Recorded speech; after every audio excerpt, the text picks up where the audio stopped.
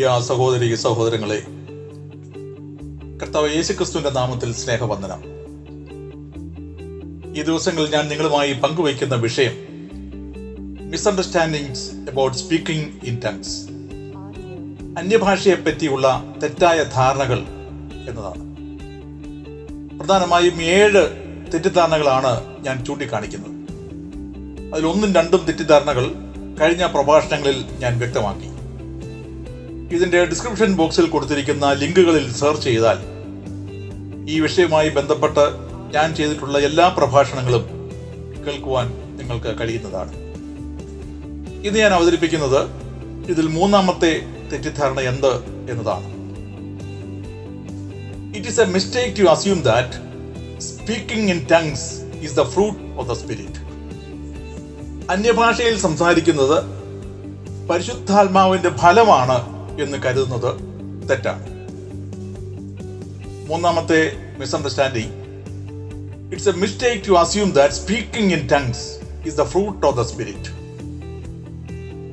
ഒരുവന്റെ മാനസാന്തര അനുഭവത്തിൽ അവന് പരിശുദ്ധാത്മാഭിഷേകം ലഭിക്കുന്നു എന്ന് ഞാൻ കഴിഞ്ഞ പ്രഭാഷണത്തിൽ ചൂണ്ടിക്കാണിക്കുകയുണ്ടായി.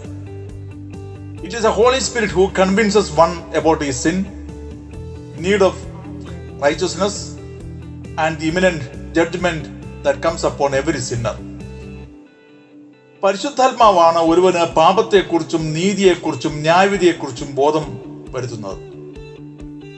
It is a Holy Spirit who helped him to confess Jesus Christ as his Lord and Savior. പരിശുദ്ധാത്മാവാണ് ക്രിസ്തുവിനെ കർത്താവ് എന്നും രക്ഷിതാവെന്നും ഏറ്റുപറയുവാൻ അവനെ സഹായിക്കുന്നത്. All the Christians should be filled with the Holy Spirit. They all should produce the fruit of the Spirit. എല്ലാ ക്രിസ്ത്യാനികളും ആത്മനിറവ് പ്രാപിക്കണം. എല്ലാ ക്രിസ്ത്യാനികളും ആത്മഫലങ്ങൾ ജീവിതത്തിൽ നിന്നും പുറപ്പെടുവിക്കുകയും ചെയ്യണം. But all the Christians will not have all the gifts of the Spirit. എന്നാൽ എല്ലാ ക്രിസ്ത്യാനികൾക്കും എല്ലാ ആത്മവരങ്ങളും ഉണ്ടായിരിക്കില്ല. നാം പ്രത്യേകം ഇത് ശ്രദ്ധിക്കുക. എല്ലാ ക്രിസ്ത്യാനികളും ആത്മാവിന്റെ ഫലങ്ങൾ പുറപ്പെടുവിക്കുന്നവരായിരിക്കണം. പക്ഷെ എല്ലാവർക്കും എല്ലാ വരങ്ങളും ഉണ്ടായിരിക്കും എന്ന് കരുതേണ്ടതില്ല. Spirituality is not based on speaking in tongues. ഒരുവന്റെ ആത്മീയത അന്യഭാഷയിൽ സംസാരിക്കുന്നതിനെ അടിസ്ഥാനപ്പെടുത്തി അല്ല നിലകൊള്ളുന്നത്. The purpose of God for every Christian is that they should be under the control of the Holy Spirit. But that purpose doesn't say that they all should speak in tongues. ഓരോ ദൈവപൈതലിനെ കുറിച്ചുമുള്ള ദൈവിക ഉദ്ദേശം അവർ ആത്മാവിന്റെ നിയന്ത്രണത്തിലായിരിക്കണം എന്നാണ്. പക്ഷെ ആ ഉദ്ദേശത്തിൽ അന്യഭാഷയിൽ സംസാരിക്കുന്നവരായിരിക്കണം എന്നില്ല എന്നുള്ളത് നാം മനസ്സിലാക്കുക. യോഹന്നാൻ സ്നാപകൻ അമ്മയുടെ ഉദരത്തിൽ വെച്ച് തന്നെ പരിശുദ്ധാത്മാവ് നിറഞ്ഞവരായിരുന്നു. അവൻ കർത്താവിന്റെ സന്നിധിയിൽ വലിയവനാകും, വീഞ്ഞും മദ്യവും കുടിക്കുകയില്ല, അമ്മയുടെ ഗർഭത്തിൽ വെച്ച് തന്നെ പരിശുദ്ധാത്മാവ് കൊണ്ട് നിറയും എന്ന് ലൂക്കോസിന്റെ സുവിശേഷം 1-ാം അധ്യായം 15-ാമത്തെ വാക്യത്തിൽ യോഹന്നാൻ സ്നാപകനെ കുറിച്ച് പറഞ്ഞു വെച്ചിട്ടുണ്ട്. പക്ഷെ അദ്ദേഹം ഒരു അത്ഭുതവും കാട്ടിയില്ല, അന്യഭാഷയിൽ സംസാരിച്ചുമില്ല എന്നുള്ളത് നമ്മൾ മനസ്സിലാക്കുക. വരുവാനുള്ളവൻ അഥവാ മശിഹ നീ തന്നെയോ എന്ന് ആളുകൾ അദ്ദേഹത്തോട് ചോദിക്കത്തക്ക രീതിയിൽ അദ്ദേഹം ക്രിസ്തുവിന്റെ സ്വഭാവം പ്രകടിപ്പിച്ചവനായിരുന്നു എന്ന് വിശുദ്ധ യോഹന്നാന്റെ സുവിശേഷം 10-ാം അധ്യായം 41-ാമത്തെ വാക്യത്തിൽ നാം വായിക്കുന്നു. Nobody should think that they are lacking in their spiritual life because they do not speak in tongues. അന്യഭാഷയിൽ സംസാരിക്കുവാൻ കഴിയാത്തത് കൊണ്ട് തങ്ങളുടെ ആധ്യാത്മികതയിൽ എന്തെങ്കിലും കുറവുണ്ടെന്ന് ഒരു വിശ്വാസിയും ചിന്തിക്കരുത് എന്ന് മനസ്സിലാക്കുക. ഞാൻ ആവർത്തിക്കട്ടെ, അന്യഭാഷയിൽ സംസാരിക്കാൻ കഴിയാത്തത് കൊണ്ട് തങ്ങളുടെ ആധ്യാത്മികതയിൽ എന്തെങ്കിലും കുറവുണ്ടെന്ന് ആരും ചിന്തിക്കേണ്ട ആവശ്യമില്ല. കഴിഞ്ഞ വർഷം അഥവാ 2019 ഞാൻ അമേരിക്കൻ ഐക്യനാടുകൾ സന്ദർശിച്ചപ്പോൾ ചിക്കാഗോയിലുള്ള വീറ്റൻ കോളേജും അതിന് സമീപത്തുള്ള ബില്ലി ഗ്രഹാം മെമ്മോറിയൽ മ്യൂസിയവും കാണാൻ പോവുകയുണ്ടായി. ആ മ്യൂസിയത്തിൽ ചെലവഴിച്ച മണിക്കൂറുകൾക്കിടയിൽ ബില്ലി ഗ്രഹാമിനെ പറ്റി കുറെ പുതിയ കാര്യങ്ങൾ മനസ്സിലാക്കുവാൻ എനിക്ക് കഴിഞ്ഞു. അതിൽ രസകരമായ ഒരു സംഭവം ഇങ്ങനെയാണ്. ബില്ലി ഗ്രഹാം വീറ്റൺ കോളേജിലെ പഠനം കഴിഞ്ഞ് സുവിശേഷ പ്രസംഗനായി ലോകം മുഴുവൻ ചുറ്റി സഞ്ചരിച്ചു.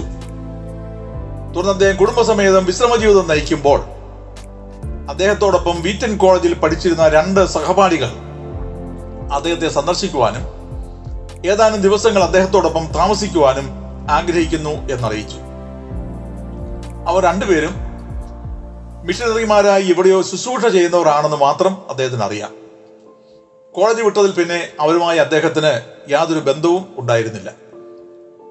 അവരുമായി വീണ്ടും പരിചയം പുതുക്കാമെന്നുള്ള സന്തോഷത്തോടെ അദ്ദേഹം അവരെ തന്റെ ഭവനത്തിലേക്ക് ക്ഷണിച്ചു. അവർ വീട്ടിലെത്തി. അവർ ബൊളീവിയ എന്ന രാജ്യത്ത് വനാന്തരങ്ങളിൽ താമസിക്കുന്ന ആദിവാസികളായ ആളുകളുടെ ഇടയിൽ ദീർഘവർഷങ്ങളായി മിഷണറി പ്രവർത്തനം നടത്തി വരുന്ന മിഷണറി ദമ്പതികളാണെന്ന് അദ്ദേഹം മനസ്സിലാക്കി. ബൊളീവിയയിലെ ആ പാവപ്പെട്ടവർക്ക് വേണ്ടി ഒരാശുപത്രി അവർ സ്ഥാപിച്ചു. ശുശ്രൂഷകൾ നൽകുകയും അതോടൊപ്പം മറ്റ് മിഷൻ പ്രവർത്തനങ്ങൾ നടത്തുകയുമാണ് അവർ ചെയ്യുന്നത്.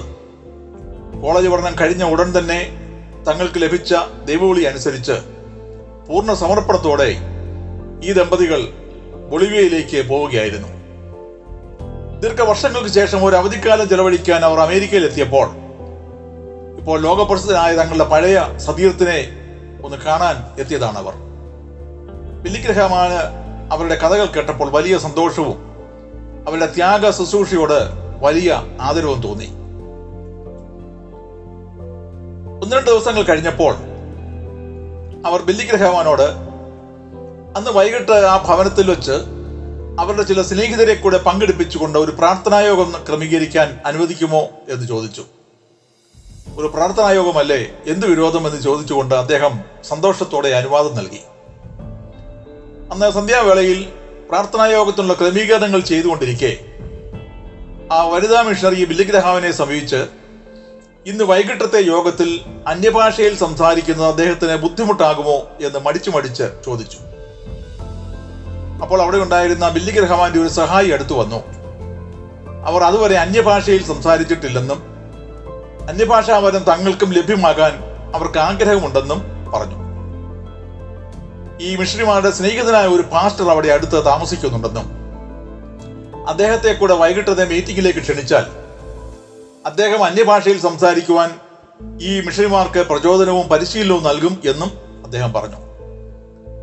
ആ പാസ്റ്ററെ കൂടെ ക്ഷണിക്കട്ടെ എന്ന് ചോദിച്ചപ്പോൾ ബില്ലി ഗ്രഹാം അത്ഭുതത്തോടെയും അവിശ്വസനീയതയോടെയും അവരെ അല്പനേരം നോക്കി നിന്നു.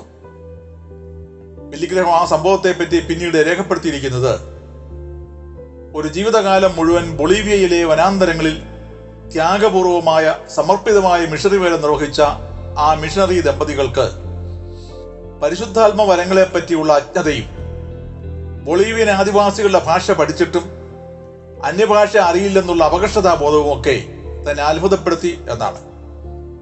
ബില്ലി ഗ്രഹാം തന്നെ പറയുന്നു, താൻ ഒരിക്കലും അന്യഭാഷ സംസാരിച്ചിട്ടില്ല, തനിക്ക് പരിശുദ്ധാത്മാവരം ലഭിച്ചിട്ടില്ല എന്ന ചിന്തയും ഒരിക്കലും തനിക്ക് ഉണ്ടായിട്ടില്ല എന്ന്. Quality of life is the best evidence of the fullness and fruit of the holy spirit. ജീവിതത്തിന്റെ ഗുണനിലവാരമാണ് ആത്മനിറവിന്റെ ഏറ്റവും നല്ല തെളിവ്.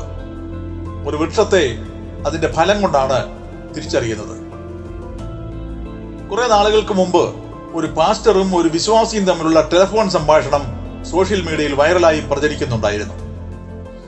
അടുത്ത സമയത്ത് അതേപോലെ ലോകമെമ്പാടും ചുറ്റി സഞ്ചരിച്ച് ആത്മീയ പ്രഭാഷണം നടത്തുന്ന മറ്റൊരു നവീന സഭാ പാസ്റ്ററും ഒരു സാധാരണ വിശ്വാസിയും തമ്മിലുള്ള ടെലിഫോൺ സംഭാഷണവും സോഷ്യൽ മീഡിയയിൽ വന്നു. അതിന്റെ കോപ്പി എൻ്റെ കൈവശം ഇപ്പോഴുമുണ്ട്. ആരെങ്കിലും അപമാനിക്കുക എൻ്റെ ലക്ഷ്യമല്ലാത്തതിനാലും അതിലെ അശ്ലീല പദങ്ങൾ എൻ്റെ ശ്രോതാക്കളെ കേൾപ്പിക്കുവാൻ എനിക്ക് ബുദ്ധിമുട്ടുള്ളതിനാലും ഞാൻ അതിവിടെ ചേർക്കുന്നില്ല. എന്നാൽ അതിൽ പാസ്റ്റർ പറയുന്ന പച്ചത്തെറിയും മുഖ്യമന്ത്രിയുടെ മേലും MLA മേലും അദ്ദേഹത്തിനുണ്ടെന്ന് അവകാശപ്പെടുന്ന സ്വാധീനവും അതുപയോഗിച്ച് ആ വിശ്വാസിയെ കായികമായി കൈകാര്യം ചെയ്യുമെന്ന ഭീഷണിയും ഒക്കെ കേൾക്കുമ്പോൾ ആ പാസ്റ്ററുടെ പ്രസംഗപീഠത്തിലെ ആത്മീക നിലവാരവും ഇപ്പോഴത്തെ സംസാരത്തിലെ ആത്മീക നിലവാരം തമ്മിൽ താരതമ്യപ്പെടുത്തി ആ വിശ്വാസി ചോദിക്കുന്ന ചോദ്യം വളരെ അർത്ഥവത്താണ്. പരിശുദ്ധാത്മാവിനെ ലഭിച്ചു എന്നതിന്റെ അടയാളം പരിശുദ്ധാത്മാവിന്റെ ഫലം പുറപ്പെടുവിക്കുക എന്നത് മാത്രമാണ്. The fruit of the Spirit results from being filled with the Holy Spirit. ആത്മഫലം ഉണ്ടാകുന്നത് ആത്മനിറവിനാലാണ്. The fruit of the Spirit is mentioned in Galatians chapter 5 verse 22 and 23 and includes 9 characteristics. ആത്മാവിന്റെ ഫലം എന്താണെന്ന് ഗലാത്യ ലേഖനം 5-ാം അധ്യായം 21, 22, 23 വാക്യങ്ങളിൽ പറയുന്നു. But the fruit of the Spirit is love, joy, peace, patience, kindness, goodness, faithfulness, gentleness, self-control. Against such things there is no law. ആത്മാവിന്റെ ഫലമോ സ്നേഹം, സന്തോഷം, സമാധാനം, ദീർഘക്ഷമ, ദയ, പരോപകാരം, വിശ്വസ്തത, സൗമ്യത, ഇന്ദ്രിയജയം. ഈ വകയ്ക്ക് വിരോധമായി ഒരു ന്യായപ്രമാണവുമില്ല. None of the same gifts are included in this ninefold cluster of fruit. ഇവിടെ പറഞ്ഞിരിക്കുന്ന ഈ 9 ഫലങ്ങൾ ഉൾപ്പെടുന്ന ഈ ഗ്രൂപ്പിൽ അടയാളവരങ്ങൾ ഒന്നും തന്നെ ഉൾപ്പെട്ടിട്ടില്ല എന്നത് ശ്രദ്ധിക്കുക. The Christian who is filled with the Spirit will manifest the fruit of the Spirit apart from ever having spoken in tongues. അന്യഭാഷാവരത്തെ പരിശുദ്ധാത്മാവിന്റെ ഫലത്തിൽ ഉൾപ്പെടുത്തിയിട്ടില്ല. ആത്മനിറവ് പ്രാപിച്ച വിശ്വാസി അന്യഭാഷയിൽ സംസാരിക്കുന്നതിന് ഉപരിയായി ഈ 9 ഫലങ്ങൾ ജീവിതത്തിൽ നിന്ന് പുറപ്പെടുവിക്കുന്നതിനായിരിക്കണം. As a matter of fact, in Ephesians and Galatians, where the fullness and fruit of the Spirit are discussed, tongues speaking is not mentioned once. ആത്മനിറവിനെ പറ്റിയും ആത്മഫലങ്ങളെ പറ്റിയും പ്രതിപാദിക്കുന്ന എഫേസ്യ ഗലാത്യ ലേഖനങ്ങളിൽ അന്യഭാഷയിൽ സംസാരിക്കുന്നതിനെ പറ്റി ഒരു പ്രാവശ്യം പോലും പരാമർശിച്ചിട്ടില്ല എന്നുള്ളത് ശ്രദ്ധിക്കുക. Moreover, in the list of gifts mentioned by Paul, gifts that the ascended Lord bestowed upon his church, the same gifts are omitted. മാത്രമല്ല, ഉയർത്തെഴുന്നേറ്റ കർത്താവ് തന്റെ സഭയ്ക്ക് നൽകിയ പരിശുദ്ധാത്മ വരങ്ങളെ പറ്റി വിശുദ്ധ പൗലോസ് അപ്പോസ്തലൻ പറയുമ്പോൾ അടയാള വരങ്ങൾ എല്ലാം ഒഴിവാക്കിയിരിക്കുന്നു.